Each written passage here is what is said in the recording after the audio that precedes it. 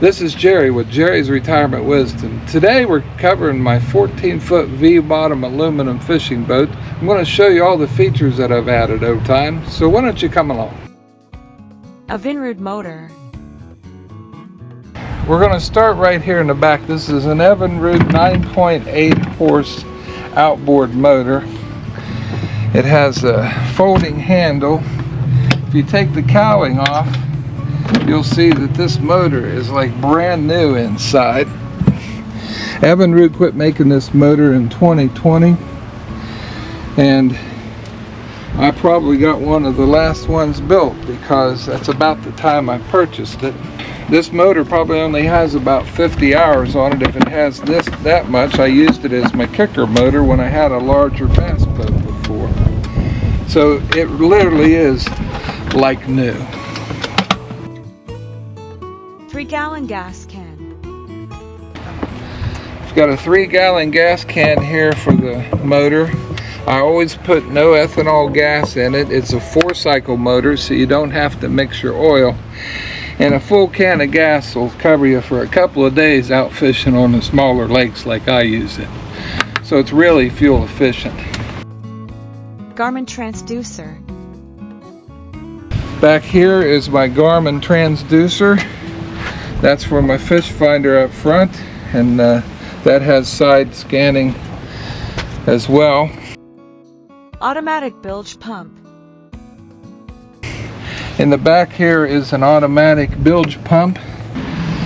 In the 2 years that I've had the boat, I've never heard the bilge pump come on when I was out fishing. It really doesn't take on any water at all, but it's there if it's needed.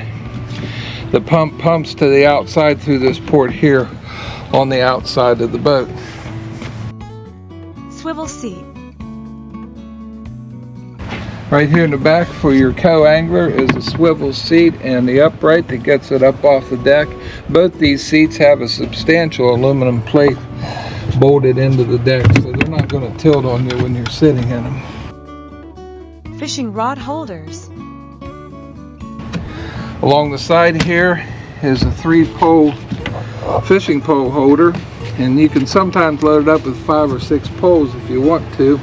But I've also, one of the improvements I made to the boat, I added a fishing pole locker.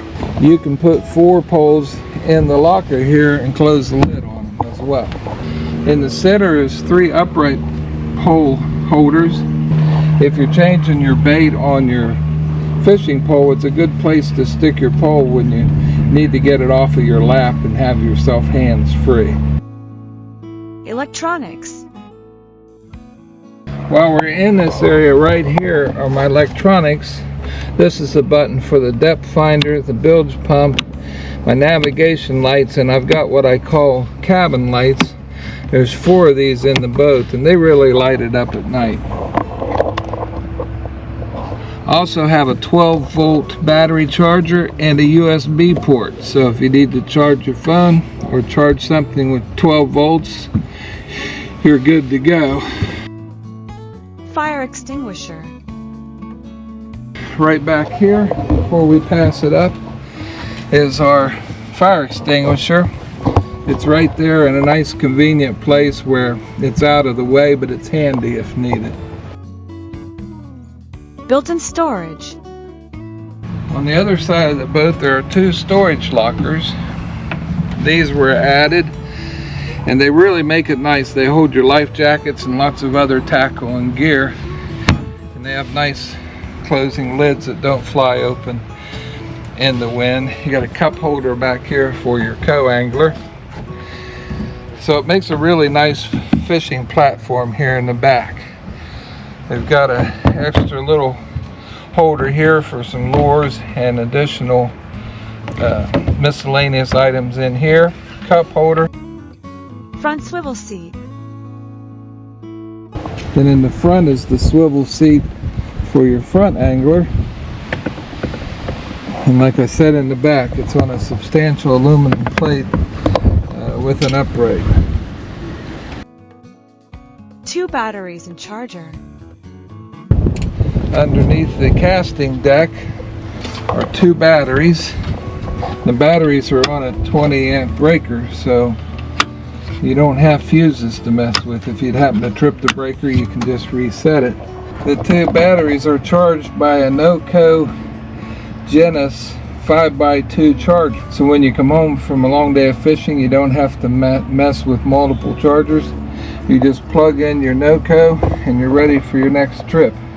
And this is the cutoff for your trolling motor, right here beside it. Garmin Fish Finder. Here in the front is our Garmin Fish Finder with side scan radar. Minn Kota trolling motor. We also have a 40-pound thrust Minn Kota Endura trolling motor. It has the extending handle so you can reach it easily from the front angler's position. When you're traveling with the boat, you just push the lever and tilt the trolling motor up. Trolling motor is fastened on by these clamps and this adapter here. Anchor and winch. We've got this. This is the winch system for my anchor. I never like to anchor on a loose rope, so I come up with this winch system, and I've showed that in one of my videos. And this holds our anchor, and it has a safety hook for when we're traveling, so we don't end up dragging it down the road. Trailer setup. It has a roller tongue lift with a wheel. The trailer adapts to a 1 7/8 inch ball. Of course, it has your safety trains, and it has a 4-prong electric plug. Rope winch brings the boat onto the trailer. The trailer has a safety chain for your boat here. Front dock light, front navigation lights. Poor man's pole anchor. This is what I call my poor man's pole anchor. You'll remember one of my videos I did for this. I store the pole here.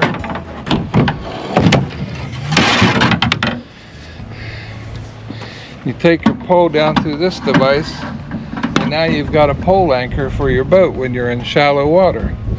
And this pole stores easily right on the boat. So, poor man's pole anchor. It's not the $2,000 units, but it gets the job done in shallow water.